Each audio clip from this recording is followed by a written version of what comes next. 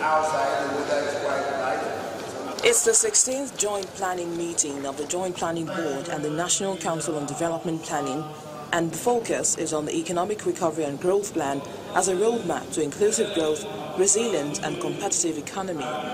Stakeholders in the planning ministry from across the Federation are meeting at the Justice Legbo Kutugi International Conference Center in Niger State for 3 days to evaluate the role of the plan to the development of Nigeria. The Minister of Budget and National Planning, Senator Odo Udoma, represented by the Permanent Secretary of the Ministry, Mr. Leon Alibo, sets the ball rolling with a call for collective efforts to achieving the objectives of the Economic Recovery and Growth Plan. I am optimistic that the outcome of this meeting will be tailored towards deepening our understanding of the ERGP, the principles, broad objectives, and the key execution priorities.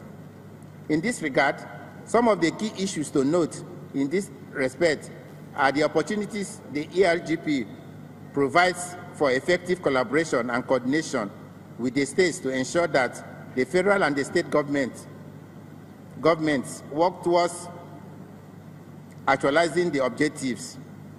The states have a significant role to play in the success of the ERGP.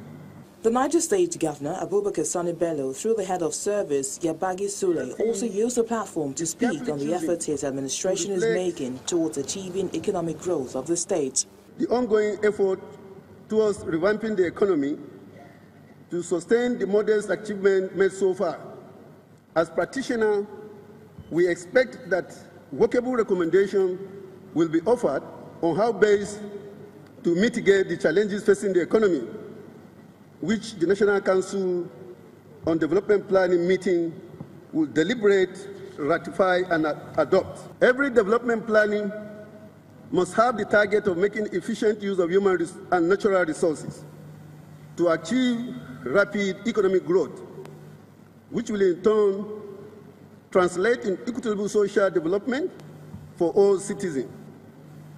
The lead speaker believes the achievement of the Economic Recovery and Growth Plan depends on some key factors that must be addressed. We need to increase the VAT collections. It's in the ERGP from 5% today to about 15% by 2020.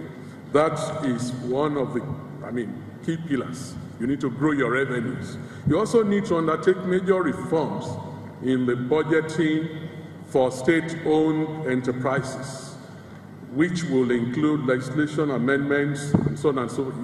We have some mega organizations today who make even more profits in terms of returns than some states, but they've not been remitting to the government coffers. So we need to begin to make them remit. The meeting is expected to, among other things, address some of the loopholes in Nigeria's economy that could hamper the achievement of the ERGP.